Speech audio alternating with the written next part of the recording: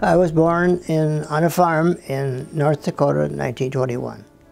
I left the farm when I was 16 years old. I went to work at a experimental farm in Williston, North Dakota, where I got my high school degree and worked myself through there.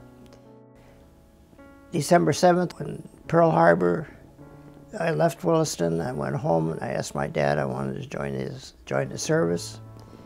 I wanted to get into the Navy Air Force to fly, and of course I was not eligible because I didn't have enough education to be able to read charts and so on and so forth. So I did the next best thing. I joined the Navy. So 7 days after the war started, I was inducted into the Navy. I was assigned to an aircraft carrier, and I spent 5.5 years on the carrier. Through our communication, we were told that the big one is going to be dropped. We had no indication whatsoever what the big one was. We were directed to go into Nagasaki and remove prisoners of war, and the prisoners of war were actually those that were General MacArthur's Burma Death March, if anyone recollects that far back. And so I volunteered to go ashore and to take the prisoners of war, and we took them down to Nagasaki, or took them down to Luzon in the Philippines for the hospital ships. They gave us really real welcoming, and you can imagine how great that they felt because they had been prisoners of war for over 4 years. Tremendous feeling of helping somebody, and that's been part of my life.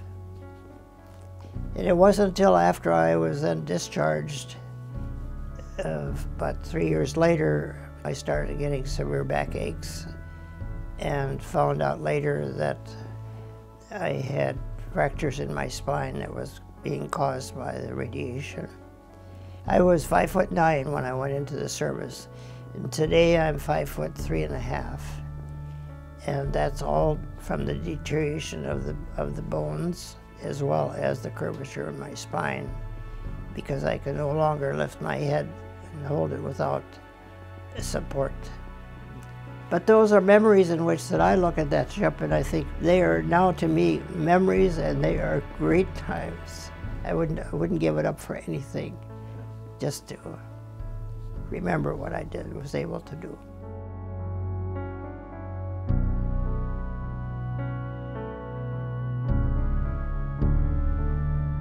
I was discharged, and then I came home and married a girl that I had met before I went into the service in Minneapolis here. Thereafter I had 2 daughters and a son.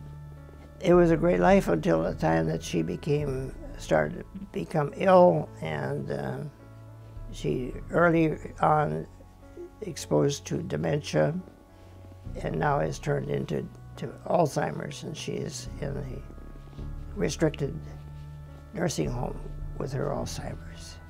So it's been a very trying time to maintain the best quality of life that we can give her. Lots of visitations and whatever assistance that we can offer to make her comfortable that we can, or she doesn't recognize anybody. I get up at 4 o'clock every morning and I go to the club before I go to work. I work 4 days a week. I have a permanent job. I worked for the city of Minneapolis for 33 years, and then I was offered a job, or virtually told that I couldn't retire, that I had to go work for a new company called Greater Metropolitan Housing Corporation, and will be there come January 1st. I will be there 10 years. They won't let me retire. When we initially found out what the problem was with the radiation from the bomb, I had 8 fractures in my spine, and very recently I had a fall in which that I created 6 more. So I have 14 fractures in my spine, which accounts for my, not only my shortness or my height, but the severity of all the pain that I have to accept each day. My particular feelings, my goals here is not to give up, but first of all, place your faith in the Lord Jesus Christ. That's the only solution. That's the only background that I have that I can rely on, day in and day out. Every day when things go bad, I talk to my Lord. If you don't want to sacrifice and help other people, you can't expect other people to help you. And like I dedicate my life to not only just helping people, but also in financially as much as I possibly can. And giving is my life. I wish I had more. I wish I would win the lottery so I could give it away. I think that's my life.